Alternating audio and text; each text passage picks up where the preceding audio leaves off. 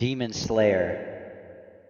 Alright, so the reason I am making this video is everybody knows Demon Slayer 2 is right around the corner, and I know this has needed a video like this for a long time. So I'm gonna step up and I'm gonna make the video for all y'all. It is going to be a long video, so I'll add some Subway Surfers gameplay for y'all. Nah, but on a real note, this video won't be structured about watching VODs and stuff like that. Obviously, I do believe you should watch VODs. I think that's what helps you improve more than anything else. But the main focus of this video is going to be ideas and theories that I believe can help you out in the long run. So, yeah, if that's not your type of video, I would say click off. But if you want to improve, I suggest you watch this. But let's get right into this.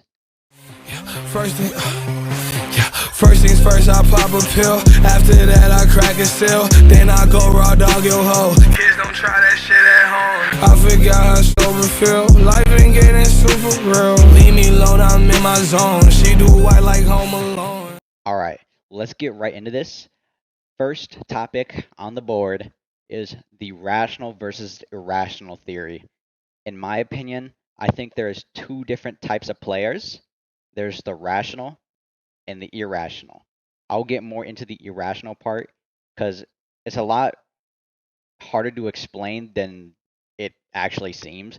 But first of all, let's get this straight. I have these examples right here. Chrome, Ricky, and Maki on the rational side. SJB, me, and Quinn on the irrational side. Now, before I get into that, let's talk about these subcategories. Now, heart means that you are following your instinct. In my personal opinion, I believe that. That is following your instinct. Mind is mostly how you would see Chrome play, where he's thinking 2, 3 steps ahead. You see him do that all the time. That's what mind means. And body is, well, it's kind of self-explanatory, bro. Reactions and stuff like that. Now, let's get into this. Chrome is a mind player, like I just said before. He thinks 2 to 3 steps ahead at all time. All of his moves are rational. They make sense for the situation, and he's always planning for the next interaction. Now, SJB, I think he is a hot topic. I think he's rational and irrational, but I do have him on the more irrational side, so I'll have him right here. But I believe he is a heart player. He listens to his instincts because that's just something that he does. When you watch his gameplay, you can tell that he also uses his brain, but there's a lot of intuition that can't be taught that he uses in game. Ricky, self-explanatory as well. You see him calm, cold calculations for what he does, and as you can tell, all these rational players are really good. But onto my side, me, I am a very intuition player. I definitely rely on my instinct a lot more than mind or body. That's just my personal opinion. I believe I'm like that. Maki, I say he's a mind, sometimes a heart player, sometimes, but he is mostly a mind player. Yet again, calm, cold calculations. And then Quinn, I believe, is a heart player. I also think he's a mind player as well, but he's a heart player, mostly, in my opinion. But let's get into this. As you can tell, all of these are good players. Now, what separates them? Rationality. Rationality is everything in this game. Why do you think when you fight low-level players, no disrespect, not gonna lie, why do you think when good players fight low-level players, the dumb stuff happens? It's because they're irrational. You think that they would do something smart, and that's irrationality. Like simple breakdown, that is irrationality. But when you fight an rational and irrational, that's when you would have to just think farther ahead. That's why you see Chrome, Ricky, Maki, the only times they beat each other is when they outthink each other. They have to be in each other's minds.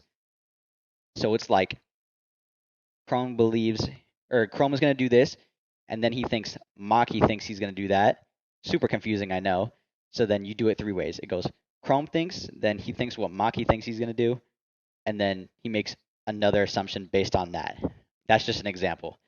And then we have the irrational players. Yet again, this is not disrespect. It's just my opinion. Irrational players will do whatever comes first to their mind and their instinct.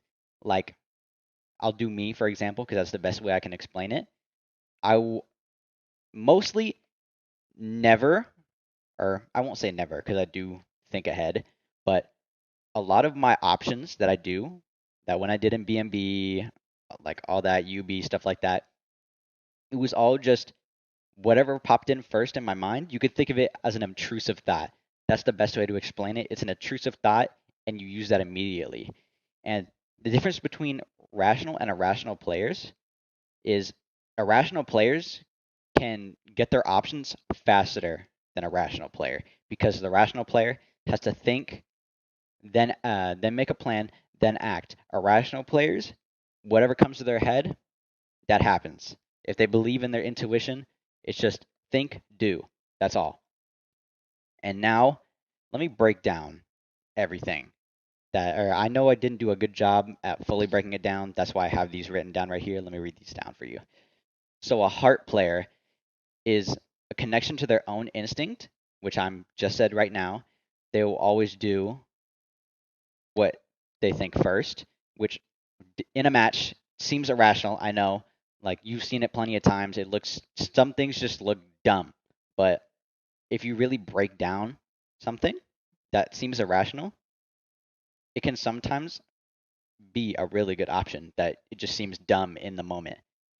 And then mind breakdown, like I said, about Chrome, Ricky, Maki, they will always be thinking ahead, planning out their options, making plans, contingency plans on what happens if it doesn't go their way, and all that. And all that really depends on their adaptability to adapt to somebody else's playstyle. If a mind player can't adapt, they will never be good. Respectfully, if you're a mind player, you have to be good at adapting. And now, body players, it's pretty self-explanatory. Just very fast reactions. You can mix them up with mind players sometimes. Like their reactions can just be so good that it just seems that they're reading out all their options, but in reality, they're just reacting to your options, which that's the hardest part of breaking down all of these. You have to figure out what your opponent is when you're fighting them. But that will break down the irrational versus irrational section. Oh my god, did I say that wrong? Rational versus irrational. That breaks that down. Now let's get into the three system: the passive, aggressive, and reactive play. This you will be in one of these at all times. Like Demon Slayer is a very passive game. A lot of people, like Jays, respectfully, sorry, play passive. And that's good. The game actively supports passive play.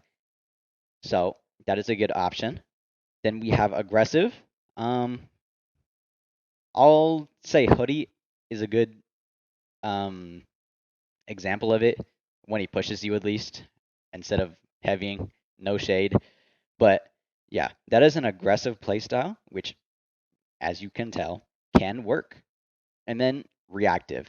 You are just reacting to whatever they do with an option that may or may not beat it. I mean, Demon Slayer is always like a 50-50. It can be a hit or miss. But you will be in one of these states while you are in the game. The best way to break it down would just be saying rock, paper, scissors. So if you want to see which one beats what, passive beats reactive, reactive beats aggressive, and aggressive will beat passive in a normal game. In Demon Slayer, honestly, passive can beat aggressive if we're being real. But in possibly Demon Slayer 2, I mean, it may be different since there's no push block lunge. Aggression may be passive in the next game. That's why I'm making this video now. So at least you will have this 3 system built into your mind when you play, because this is the most important part. But yeah, you'll be in one of these states of plays, and it can just be named rock, paper, scissors. Passive beats reactive, reactive beats aggressive, and this is to be up for whatever you want to call it. Depends on Demon Slayer 2, but in terms of Demon Slayer 1, passive does beat aggressive most of the time. But yeah, now let's get into flow state. Flow state, I don't have to explain it, or I don't have to explain what flow state is. Everybody knows what flow state is. Flow state is okay. Well, now I'm gonna explain it. Yeah, but flow state is a, how do you explain it? A mindset where the challenge and skill level match up perfectly, which allow you to be playing at your top performance. Now, I have this chart right here that will help you better visualize what what you need to be in. So, if you're fighting at low challenge, low skill level, you'll be in a feeling of apathy, which basically means it's easy. It's easy as shit. Like, that's the best way to explain it. But if you have a low skill level but a high challenge level, you will be you will have anxiety. It will feel like it's too hard. You can't do it. Everybody's felt that problem before.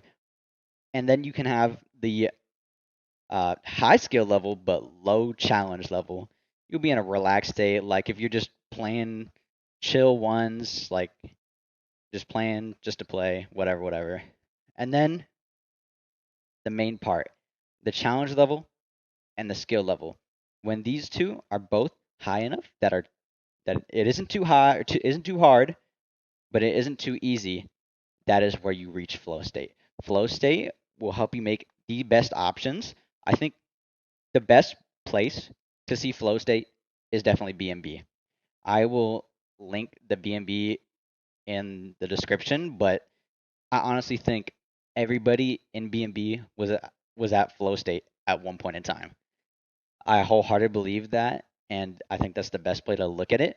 But you just need to remember when you are trying to enter flow state, you cannot doubt yourself.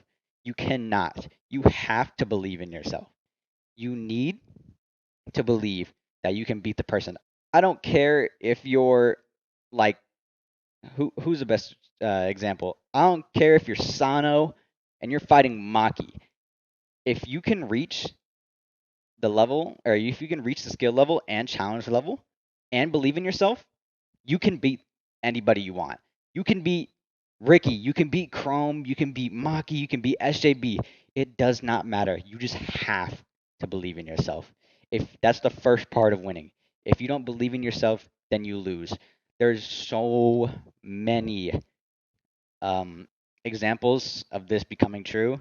There's a bunch of them. Like I can't list them off, but even I've done it. I won't lie. I didn't believe in myself at one point, and I lose all the time.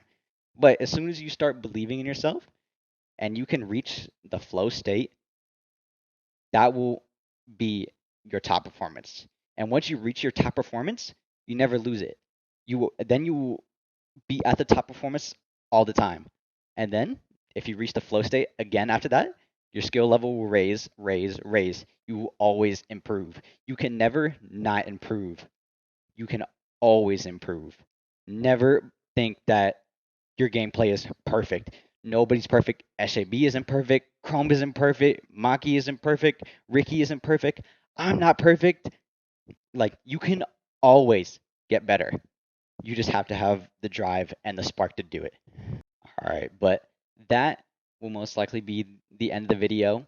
Um, I will make one more of these videos. I think the week before early access for DS2, I'll make another one of these just to refresh your memory. I know you can forget things, like be so for real. I'll make another video on this, but for now, I'm out. Get better. Y'all are shit, and I'm out.